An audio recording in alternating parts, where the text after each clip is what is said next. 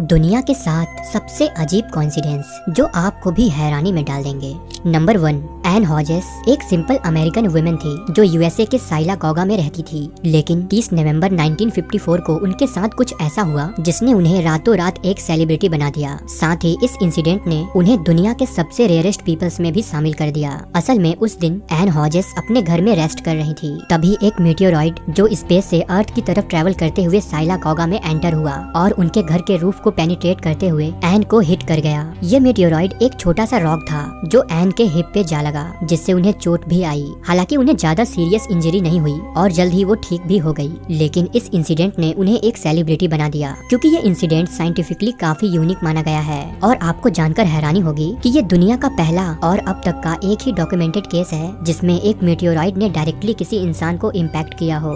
ये इंसिडेंट एक डार्क और मिरेकलस कोइंसिडेंस के तौर पर देखा जाता है। आज भी साइंटिफिक कम्युनिटीज में इस टॉपिक पर डिस्कशंस होती रहती हैं।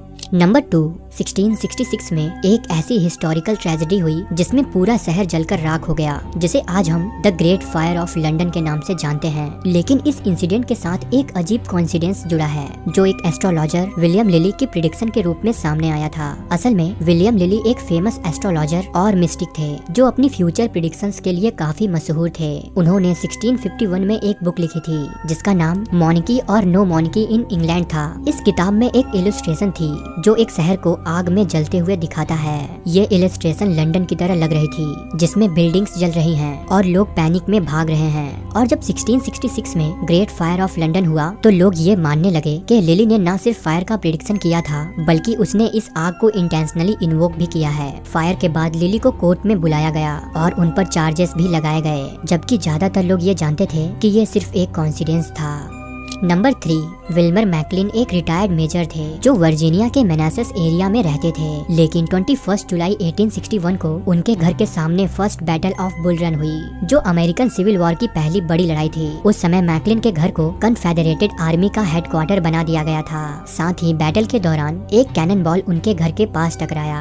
ये इंसिडेंट मैकलिन और उनके परिवार के लिए लाइफ चेंजिंग साबित हुआ। बैटल के बाद मैकलिन ने सोचा कि वो अपने परिवार को वॉर के शोर और खतरों से दूर ले जाएंगे, इसीलिए उन्होंने अपनी प्रॉपर्टी को छोड़कर एपोमैक्सटन काउंटी वर्जीनिया शिफ्ट होने का फैसला किया। लेकिन किस्मत को कुछ और ही मंजूर था। 4 साल बाद 9 अप्रैल 1865 को जनरल रॉबर्ट ई ली और यूनियन जनरल यूलिसेस एस ग्रांट के बीच एक मीटिंग हुई जिसमें ली ने सरेंडर कर दिया और सिविल वॉर खत्म हुई। लेकिन इसमें सबसे हैरानी की बात यह थी कि ये हिस्टोरिकल मीटिंग विल्मर मैकलिन के नए घर के लिविंग रूम में हुई थी, क्योंकि उनका घर एक बार फिर से वॉर जोन में आ गया था। ये कोइंसिडेंस एकदम एक्स्ट्रा ऑर्डिनरी है। वॉर का पहला बैटल मैकलिन के घर के पास शुरू हुआ और वॉर का अंत उनके घर के अंदर।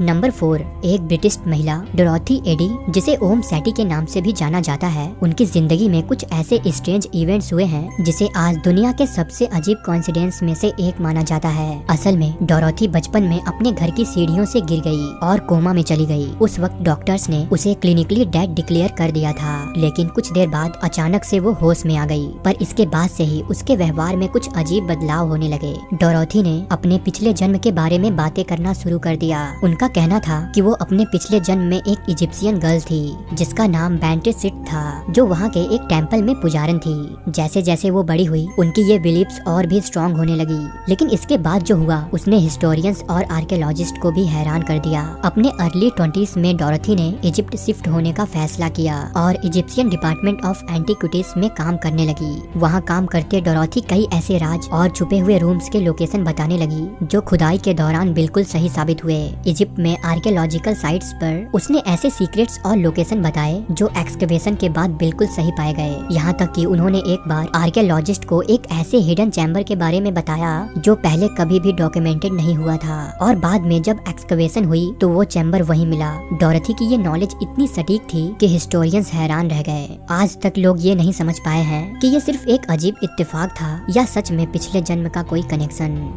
नंबर 5, सेकेंड वर्ल्ड वॉर के दौरान जर्मन फोर्सेस लंदन और दूसरे ब्रिटिश सिटीज पर हैवी बॉम्बिंग करते थे। इस दौरान कई लोग अपने घरों से बेघर हो गए थे, जिसे आज द ब्लिट्ज के नाम से जाना जाता है। लेकिन उस दौरान एक परिवार को 2 अलग-अलग बार बॉम्बिंग का सामना करना पड़ा था। असल में एक दिन लंदन के एक रेसिडेंटल एरिया में जर्मन बॉम्बर्स ने बॉम्बिंग की। उसी दौरान एक बॉम्ब एक पर्टिकुलर हाउस के ऊपर जा गिरा, लेकिन इसमें सबसे अजीब बात ये हुई कि वो बॉम्ब फटा नहीं। उस घर में रहने वाली फैमिली ने सोचा कि ये एक मिरेकल था और उन्होंने उस घर में रहना जारी रखा। लेकिन कुछ महीनों बाद डर की वजह से उन्होंने उस घर को छोड़ दिया और नए घर में शिफ्ट हो गए। लेकिन उनके नए घर में शिफ्ट होने के 1 हफ्ते बाद वैसा ही एक बॉम्ब उनके नए घर पर फिर से आ गिरा और इस बार बॉम्ब फट गया, जिससे उनका घर तबाह हो गया। हालांकि दोनों ही बॉम्बिंग में फैमिली सरवाइव कर गई और उन्हें कुछ भी नहीं हुआ। लेकिन एक ही फैमिली को अपने घर में 2-2 बार बॉम्बिंग का सामना करना एक रेयर इंसिडेंट की तरह देखा जाने लगा।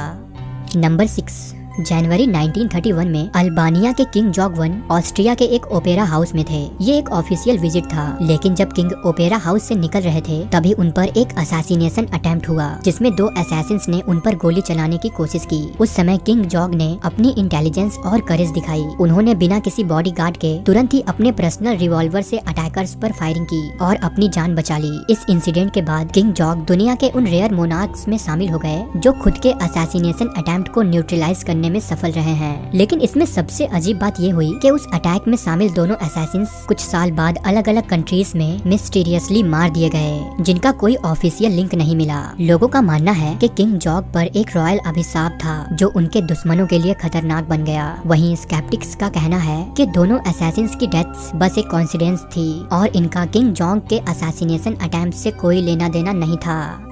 नंबर 7, 2003 में 67 इयर्स की डोरथी फ्लेचर अपनी बेटी के साथ मियामी फ्लोरिडा जा रही थी, क्योंकि उन्हें वहां अपनी बेटी की शादी अटेंड करनी थी। लेकिन फ्लाइट के बीच अचानक डोरथी को हार्ट अटैक आ गया। ये एक बहुत क्रिटिकल सिचुएशन थी, क्योंकि किसी भी प्लेन में ऐसी मेडिकल फैसिलिटीज नहीं होती जो हार्ट अटैक को मैनेज कर सके। लेकिन तभी वहाँ एक अजीब और मिरेकलस कॉन्सिडेंस हुआ। पता चला कि उसी फ्लाइट में 15 स्पेशलाइज्ड कार्डियोलॉजिस्ट ट्रेवल कर रहे हैं। ये डॉक्टर्स एक मेडिकल कॉन्फ्रेंस अटेंड करने जा रहे थे। जिस मूवमेंट उन्हें डोरथी के हार्ट अटैक के बारे में पता चला, उन्होंने तुरंत ही उसकी ट्रीटमेंट शुरू कर दी। डॉक्टर्स ने इमरजेंसी के लिए प्लेन के लिमिटेड रिसोर्सेज का यूज करते हुए डोरथी की लाइफ सेव कर ली। डोरथी फ्लेचर का ये इंसिडेंट एक अजीब और मिरेकलस कॉन्सिडेंस है जो दिखाता है कि जिंदगी में मिरेकल्स कहीं भी और कभी भी हो सकते हैं। दोस्तों, उम्मीद करते हैं कि आपको हमारी ये वीडियो पसंद आई हो। अगर वीडियो अच्छी लगी तो वीडियो को लाइक और चैनल को सब्सक्राइब करना ना भूलें। मिलते हैं नेक्स्ट वीडियो में। धन्यवाद।